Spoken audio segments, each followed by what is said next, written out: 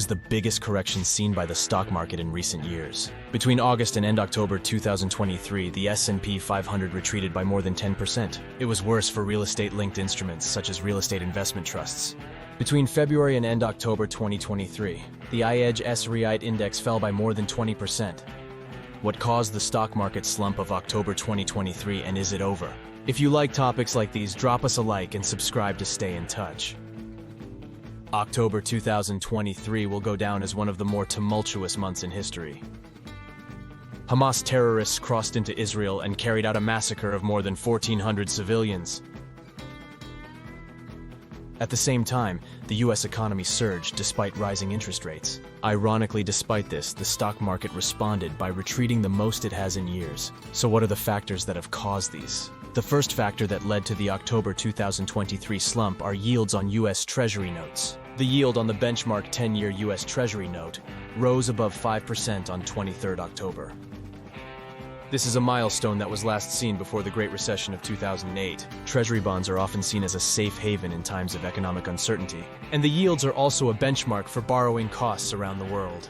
Given this spike in yields, investors found it more prudent to invest their funds in bonds. And this caused a general flight of capital from equities, including real estate investment trusts.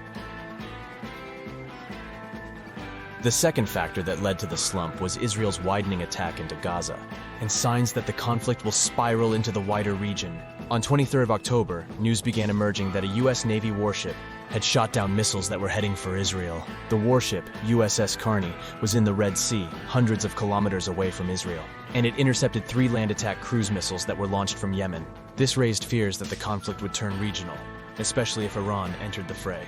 Should a regional conflict break out, the price of oil will spike.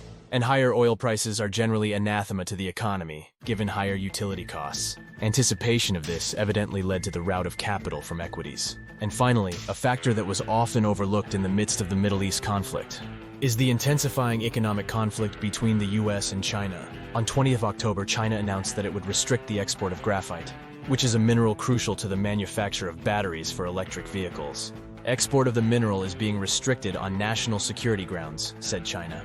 But in reality, it was certainly done in retaliation to a move by the US government, which has imposed additional limits on semiconductor types that can be sold to China. The graphite export is the latest tit-for-tat move between China and the US. These two countries have been enacting reciprocal export bans for several years, but the recent ban on graphite is seen as highly escalatory in nature, given how China controls about 65% of the world's graphite exports. So given these factors, what's the likely direction for the market moving forward? For now, the US Federal Reserve has held rates steady for 2 consecutive meetings, though the benchmark rate of between 5.25% and 5.5% is at a 22-year high. The 2 decisions to hold rates steady has brought more predictability on this front. Chinese Foreign Minister Wang Yi has also met with US President Joe Biden, paving the way for a meeting between Biden and President Xi Jinping later in 2023. These 2 developments have evidently calmed the market by early November. The S&P 500 has since recovered by more than 5% since its lowest point in October. But at the time of this video, the crisis in the Middle East still looks like it could spill over. The Arab countries are increasingly pressuring Israel to cease its bombardment of Palestine, and Iran-backed Hezbollah has pledged to intervene should Israel persist with ground operations. Should the conflict expand further beyond current belligerence, oil prices might spike again, casting a shadow over the current trajectory of the market's recovery.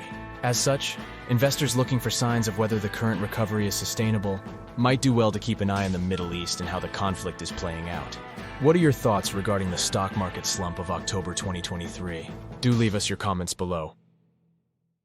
And do drop us a like and subscribe to stay in touch with topics like these.